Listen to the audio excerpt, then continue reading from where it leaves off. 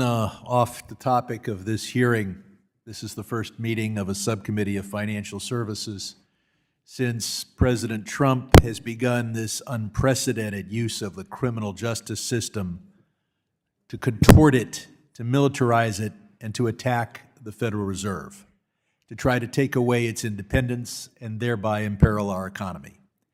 And if you're gullible enough to think that Donald Trump didn't order this to happen, you're probably gullible enough to think that he's been faithful to all three of his wives. Now, as to this hearing, the basic problem is rent's too high, groceries are too high, wages are too low, and an awful lot of Americans don't have $1,000 in the bank. And so they have to turn to all these expensive and complicated systems to get their hands on a few $100s. We're told that these are not payday loans. Many payday loan companies call themselves payday advance. They are functionally equivalent to a payday loan, but the companies involved don't want to live by the same laws as the payday lending folks. We're told instead that you're selling an asset you already own. So, Mr. Levitin, let's say my pay period begins on February 1st. I'm 15 minutes into the pay period. I've been paid for every bit of work I've done for my company except for the last 15 minutes. How much can I borrow from your company? So at Stream, Can I not borrow $500 from your company 15 minutes into the pay period? you can borrow up to 50% of your gross earned wages. We are integrated. Of what I've already earned in 15 minutes or what I'm going to earn during the pay No, period? what you've earned up to that moment in time. Only what I've earned up to that moment in time. So you've got a company that's there to help me, but you can only help me significantly on February 14th. You can't help me on February 1st.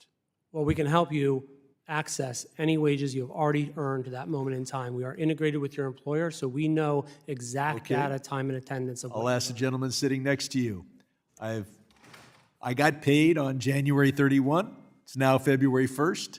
I need $500. Can I get $500 from your company? No, the only amount that you can take is how much you've earned up till that point in time.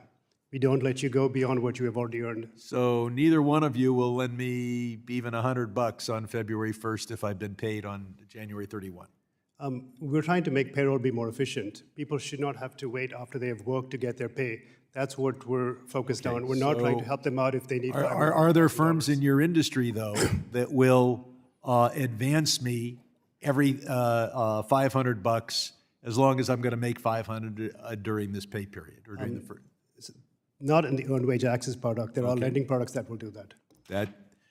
That's an interesting model. Now, you're seeking. Well, I'll ask Ms. Hand. It seems like these companies are, direct competition for payday lending. They're doing the same thing.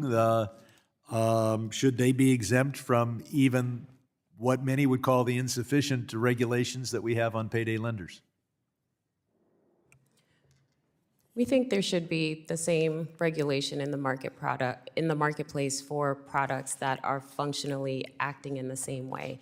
If a consumer is able to receive funds, defer the payment, and if there are fees or fees that act like interest as they accrue over time, these should be treated the same way. And I will point out that people have calculated that the acceleration fee is $300 or $400 APR, which is why I've said APR is just a crazy way to evaluate the fairness of a advance or a loan that is just for a few days. If I go to my local ATM machine, I could go walk 4 blocks to my banks. I go to my own, get my money, 10 minutes sooner, and I pay $2 extra. You figure out the APR, $2 to get my money 20 minutes sooner. The APR is in the tens of thousands.